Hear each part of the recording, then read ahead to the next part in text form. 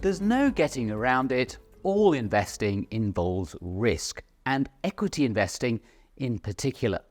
But is investment risk really something to be frightened of? Joe Wiggins is an expert in behavioural finance. As Joe explains, it's all about how investment risk is framed. So equities generally outstrip most asset classes over the long term. So therefore it seems slightly odd that you get a higher return for doing that. But you get that higher return because there's a behavioural risk within equities that you have to go through day-to-day volatility, you have to go through bear markets. So there's a cost involved, a greater risk involved, a behavioural risk in generating those higher returns. So whenever we make a decision that we hope to increase our returns with, we need to think about what are the costs, what are the negatives of doing this, and are we willing to bear them? There's no worse decision really than thinking, I want to generate a long run return from equities, but then you bail out at the first sign of volatility or drawdowns because you're not behaviourally disposed to doing that. So when we make these decisions, let's understand what the negatives or the potential behavioural implications are. In other words, it's our ability to withstand short-term volatility that gives us long-term rewards.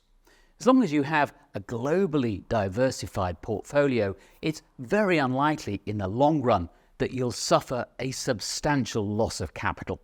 The best way I conceptualise investment risk is to think of it as not being about volatility or drawdowns, but about it being the chance that we fail to meet our long-run outcomes. So we've got certain objectives in the future, 10, 15, 20, 30 years in the future.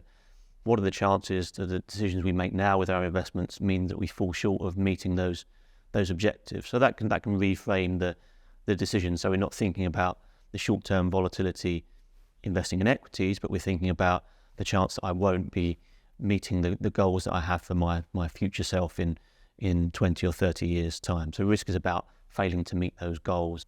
Volatility, corrections and bear markets can be very painful, but they're also inevitable.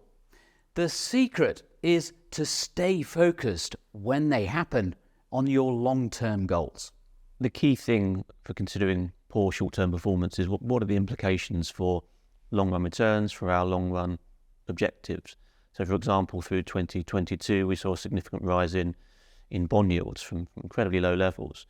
And whilst that brings about short-term pain, if we reframe it and think about the long-term consequences of that, it means that we're now investing money into bonds that are offering significantly higher returns than before. So the valuations have improved and the chances of generating good returns from those bond investments over the long run have improved. So we need to think about it, think about short-term market movements in the context of what our long-run objectives are.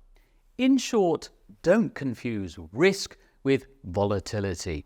The real risk, if you keep reacting to volatile markets, is that you'll fail to generate the long-term returns you need.